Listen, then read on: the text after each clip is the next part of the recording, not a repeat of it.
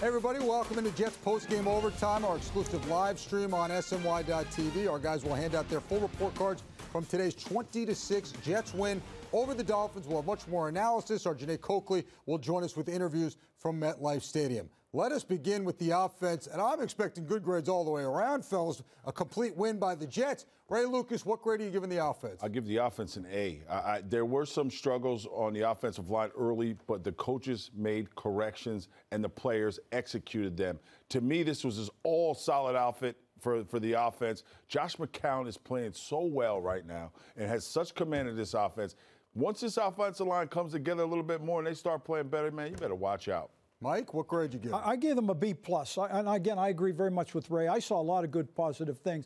I'm going to give the real plus to the interior of the Jets' offensive line. Yes. Because they had to go against DeMonica Sue, who really is good. They made him look like maybe he was carrying his paycheck in his pocket. Hey! He looked a little slow today, Ray. I mean, he wasn't moving with that zip. But that offensive line of the Jets interior, they got after him a little bit today. They did. Willie? I gave the Jets an A-. The run game averaged 5.6 a pop. Austin Safari and Jenkins came off with 5 for 31. I was happy with this offense. They stood up in a major way, and they got it done. Josh McCown has been playing great.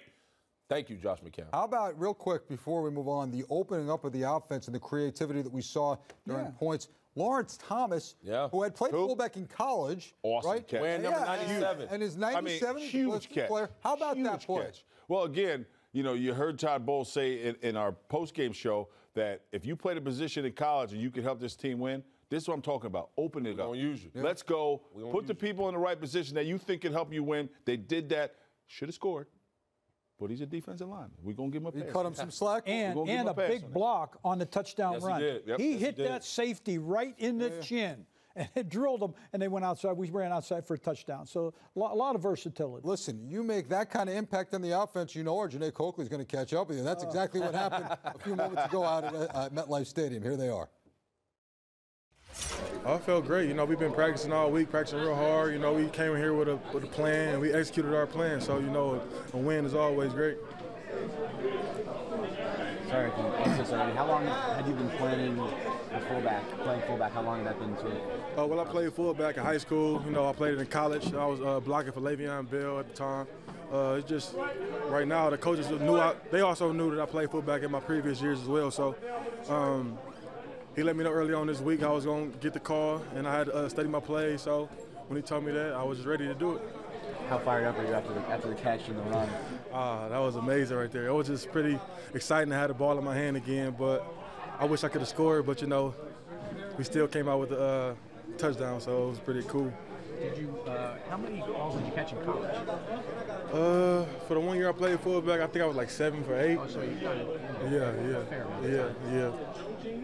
When you heard your name in the huddle when they called the play, what was going through your mind? That you knew you were going to get the ball there? I just had to stay calm, you know, trust the plan. I've been practicing all week, you know what I'm saying? So just go out there and execute my job, and that's what I did.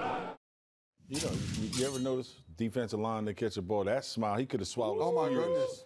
I thought his ears were going to get swallowed up. That's how big that smile was. Let me tell you something. The man plays offense and defense. He's the perfect segue from offense to defense for us with the grade. So let's move on to the defensive grades. A great effort by this defense today. Willie Colon, what grade are you giving them? I gave this defense a B-. They was able to come back after Oakland and really rally at home. Demario Davis, we've been talking about you for the last 2 weeks.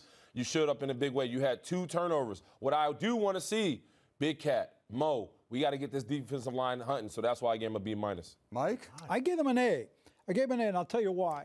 Because all of a sudden I saw 2 linebackers that have been being blocked all over the field for 2 weeks make some real plays. They didn't sprinkle magic dust on those 2 guys. So all of a sudden the defense covered them up, attacked the gaps, and made some good plays. Plus, I'm going to go with the statistics that impressed me in the first half. 0 for 6 on 3rd down.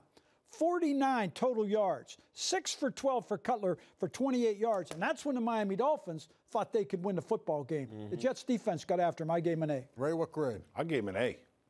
I mean, listen, when you play bad, I see you play bad. Demario Davis was absolutely sensational today, all over the field, not just in his individual plays. He almost had 11 tackles or whatever he had, very high tackle rate, but he was swarming all over the field. You could see his energy, you know what I mean? A couple weeks ago, we weren't saying the same thing. I thought the defensive line played great. Jamal Adams in the back is inspirational to watch him play. He gives me goosebumps. They turned it around, which I didn't know if they could do it, but they turned it around. Only one game, right?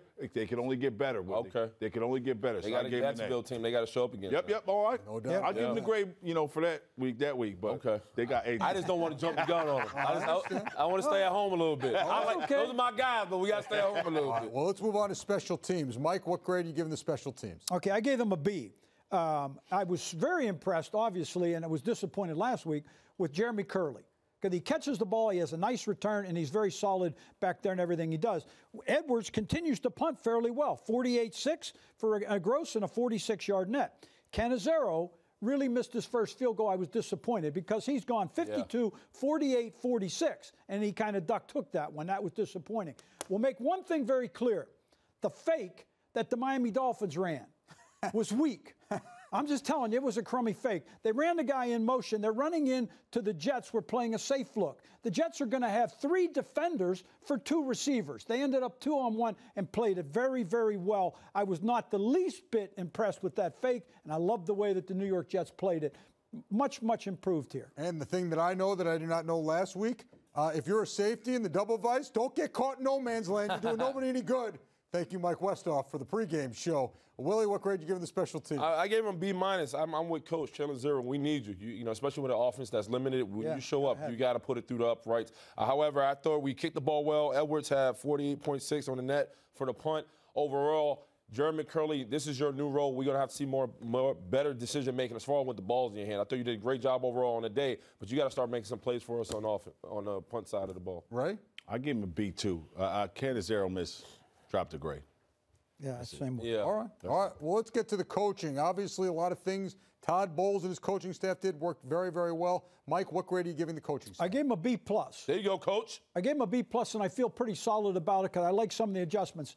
I'm still a little bit upset with the fact that they didn't have Jeremy Curley last week. It was the same coaches. So I guess I'm still a little bit irritated about that. But I liked a lot of the adjustments they made. They've kept this team together and the entire time. From the minute they ran out of the tunnel at Buffalo to what I saw today, that has not changed. And I think that's one of the things that keeps pushing them forward. We all know where they are with the level of talent, but I think they're getting a little more out of this talent than a lot of people thought they would. Right? I gave him an A because exactly what Mike said.